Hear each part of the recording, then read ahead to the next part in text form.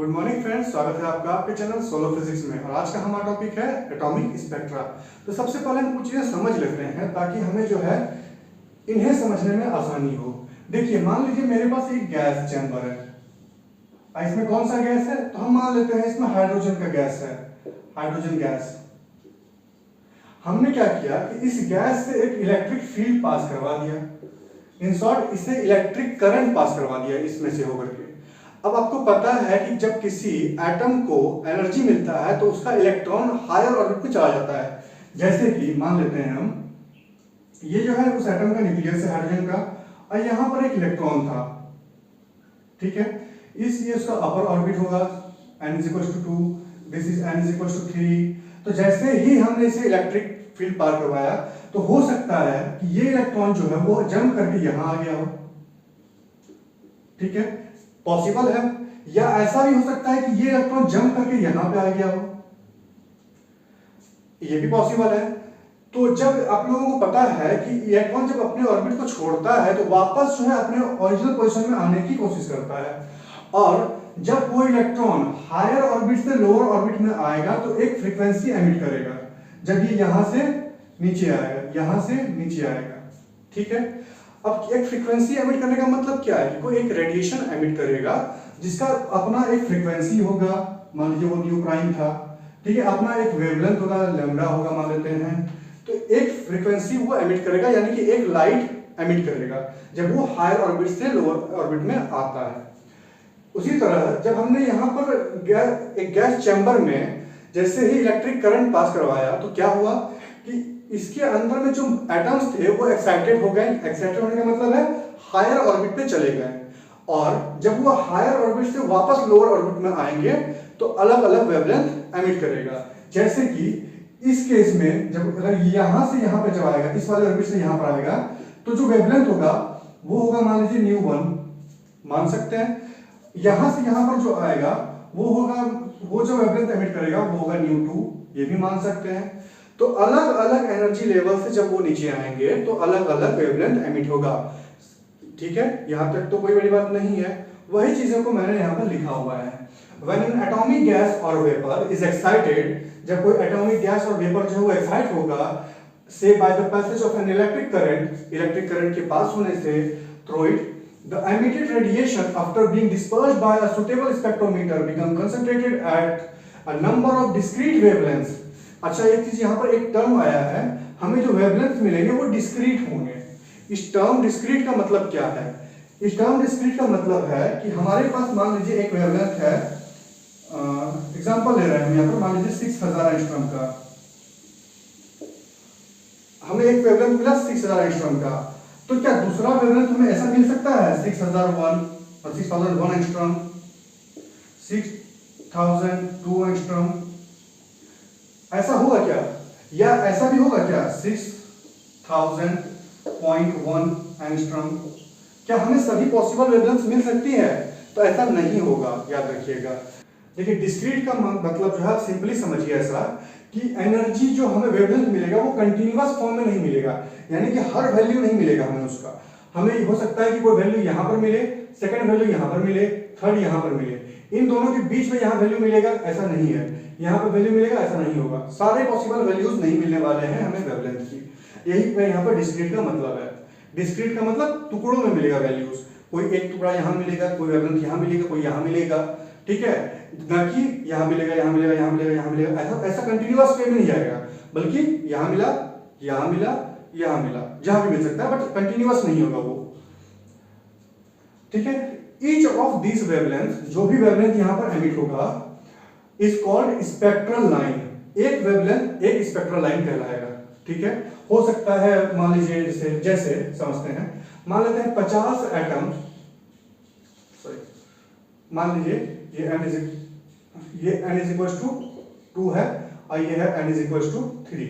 मान लेते हैं 50 एटम्स में, ठीक है, 50 एटम्स में n = 3 से n = 2 तक ट्रांजिशन हुआ, यानी कि इलेक्ट्रॉन जो है 3 से 2 पर आएंगे किसी एटम में, तो वहां पर एक वेवलेंथ मिला लैम्डा मान लेते हैं, ठीक है।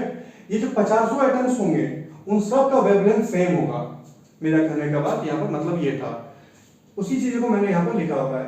और ये जो 50 वेवलेंथ मिल करके एक वेवलेंथ देंगे, मान लीजिए 50 का वेवलेंथ ये वाला मिला हमें, 50 एटम्स का मिल करके हमें एक वेवलेंथ ऐसा मिला, तो हम इसे कहेंगे एक स्पेक्ट्रल लाइन मिला, हमें स्पेक्ट्रम का एक लाइन मिला। उसी तरह यहां मान लीजिए n इज इक्वल टू ये 4 था, ये n इज इक्वल टू 4 है, तो यहां से जब 2 पर आएगा, ठीक है, n इज इक्वल टू 4 से n इज इक्वल टू 2 में ट्रांजिशन हुआ, तो हमें यहां पर कुछ वेवलेंथ मिलेंगे, तो ये एक अलग स्पेक्ट्रल लाइन कहलाएगा। सिमिलरली 4 से 5 से 2 6 से 7 से जब लोअर ऑर्बिट पाएंगे तो हमें हर लाइन जो हर ट्रांजिशन पर एक स्पेक्ट्रल लाइन मिलेगा, तो वही and the whole family of lines is called line spectrum. तो जब हमें सभी लाइंस को मिला देंगे एक साथ तो हमें एक स्पेक्ट्रम मिलता है जिसे हम कहते हैं एटॉमिक स्पेक्ट्रम या लाइन स्पेक्ट्रम, आप इसे जो भी कह लो।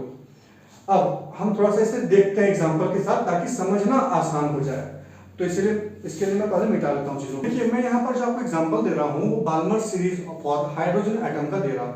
इसका यहाँ पर कुछ इमेज बना हुआ है, ये जो लाइन है वो एक स्पेक्ट्रल लाइन है और ये जो पूरा है वो है बाल्मर सीरीज का स्पेक्ट्रम, ठीक है, फॉर हाइड्रोजन एटम। उसी चीज को हम यहाँ पर देखना चाह रहे हैं कि वो हो कैसे रहा है। सिंपली बाल्मर सीरीज का मतलब होता है ट्रांजिशन जो होगा किसी हाई, मान लेते 2 है, तो इलेक्ट्रॉन जो है n से किसी n ऑर्बिट से 2 पर आएंगे, ठीक है, n इज इक्वल टू 2 पर। देखिए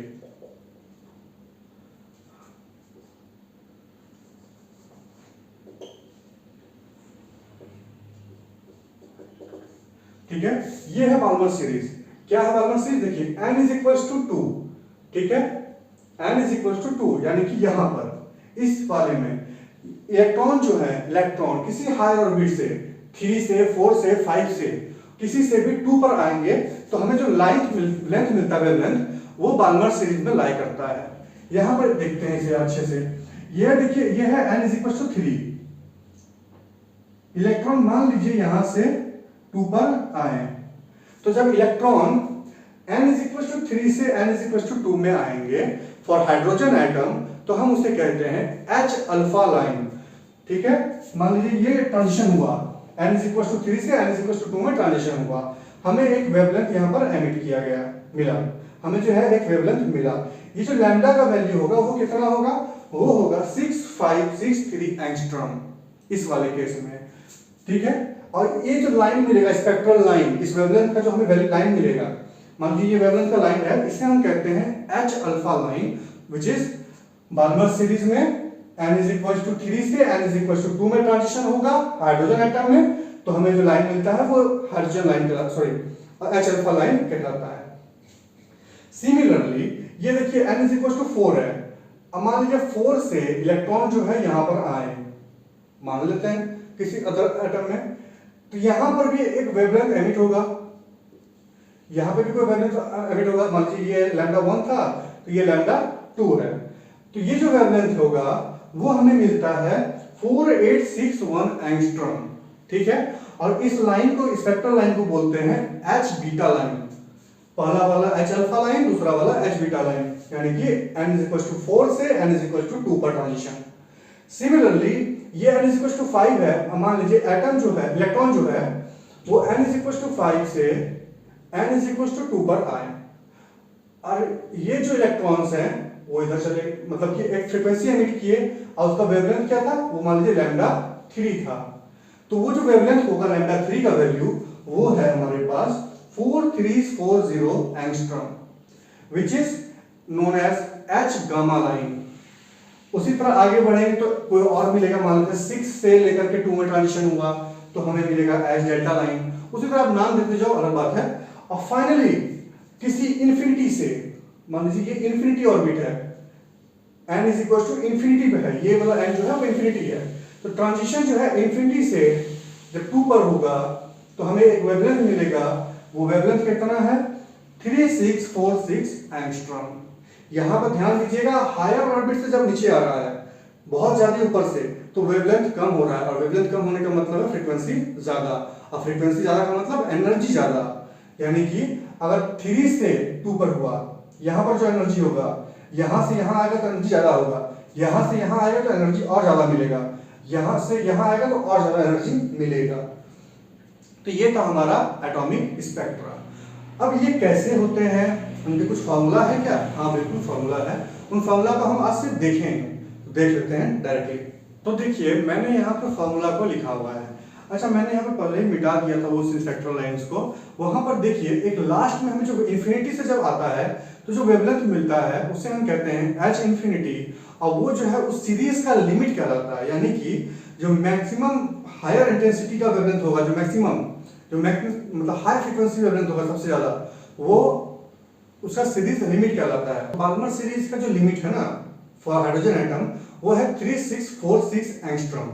तो यहाँ पर देखिए मैंने उसका एक जनरल फॉर्मूला लिखा हुआ है। यहाँ पर देखिए lambda is equal to 3646 n square divided by n square minus 4 angstrom. यह है बाल्मर सीरीज का फॉर्मूला, जो कि ये सीरीज किसने दिया था? बाल्मर ने दिया था फॉर्मूला। इस फॉर्मूला को अगर जनरलाइज करने की कोशिश करें तो यहाँ पर ध्यान से देखिए nu is equal to 1 by lambda is equal to RH 1 by 2 square minus 1 by n square. ये है फॉर्मूला। यहाँ पर देखिए न्यू जो है फ्रीक्वेंसी नहीं है, ये वेव नंबर है, क्योंकि फ्रीक्वेंसी का फॉर्मूला क्या होता है? Nu is equal to c by lambda. ठीक है, अगर हम फ्रीक्वेंसी को डिवाइड कर दें c से, फ्रीक्वेंसी को डिवाइड करते हैं c से, तो यहाँ भी c से डिवाइड होगा, तो ये c कट जाएगा, तो हमें मिलता है nu by c which is known as wave number. तो यहाँ पर wave number is equal to 1 by lambda is equal to RH 1 by 2 square minus 1 by n square. ये सीरीज कहलाता है बाल्मर सीरीज। यहाँ पर ध्यान दे दीजिएगा ये जो n का वैल्यू है हमेशा 2 से बड़ा होना चाहिए। 2 से 1 मतलब ट्रांजिशन कभी भी लोअर एनर्जी से हायर एनर्जी पे नहीं होगा अपने आप, क्यों? ठीक है, यहां से यहां करने के लिए फिर आपको एक्सटर्नल एनर्जी देना पड़ेगा, तो उससे एमिट नहीं होगा रेडिएशन, बल्कि वो रेडिएशन एब्जॉर्ब कर लेगा।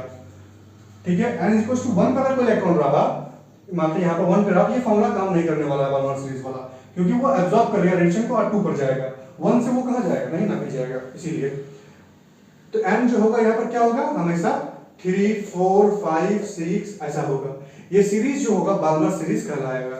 जब ट्रांजिशन 3 से 4 से 5 से 6 से n इज इक्वल टू 2 पर होगा, तो वो जो वेवलेंथ होगा वो बाल्मर सीरीज कहलाता है। वो सीरीज जो मिलता है हमें वो बाल्मर सीरीज कहलाता है। सिमिलरली अगर ट्रांजिशन जो है यहाँ पर n देखिए, n is equal to 2 3 4 infinity तक। ठीक है, अगर ये n इज इक्वल टू 2 3 4 5 6 7 जो भी है, उससे n इज इक्वल टू 1 पे ट्रांजिशन होगा, तो वो हमें मिलेगा Lyman series. Similarly n is equal to 4 5 6 से ट्रांजिशन होगा n इज इक्वल टू 3 पर। ठीक है, तो हमें जो सीरीज मिलेगा वो होगा पास्चन सीरीज। और n is equal to 5 6 7 infinity तक। ठीक है, तो इनसे ट्रांजिशन होगा n इज इक्वल टू 4 पे, तो हमें जो सीरीज मिलता है वो होता है ब्रैकेट सीरीज। इसी तरह अगर यहाँ पे 5 रहता तो वो पी फंड कहलाता, पी फंड सीरीज। जनरली अगर मैं इसे लिखना चाहूँ जनरल फॉर्मूला के तौर पर, तो मैं इसे लिखूंगा nu is equal to 1 by lambda is equal to RH 1 by NF minus NI, जहां पे NF क्या है? फाइनल, यानी कि फाइनल कहां पर वो ट्रांजिशन हो रहा है, प्लस NI वो इनिशियल इलेक्ट्रॉन कहां पर था। इस केस में फाइनल हमेशा, और ध्यान दीजिएगा जो NI होता है इनिशियल वाला वो हमेशा ज्यादा होगा जब हमें रेडिएशन एमिट होने वाला होगा तब। तो ये था हमारा आज का टॉपिक एटॉमिक स्पेक्ट्रा। ध्यान दीजिएगा, एक चीज और बता देता हूं मैं आपको, ये फॉर्मूला कहां से आया? अभी तो मैंने यहाँ पर डायरेक्ट लिख दिया, इसे मैं डिराइव करने वाला हूं। ठीक है, और यहाँ पर अच्छा एक चीज छूट गया, और ये जो RH है वो कहलाता है रेडबर्ग कांस्टेंट, ये जो RH है वो कहलाता है Rydberg constant for hydrogen atom. जो ये RH का वैल्यू है वो है 1.097 multiply by 10 to the power 5 centimetre inverse. ये RH का वैल्यू है, Rydberg constant for hydrogen atom. तो बस फिलहाल वीडियो में इतना ही, मिलते हैं नए वीडियो में नए टॉपिक के साथ, जो कि हमारा होगा पॉर पोस्टुलेट्स।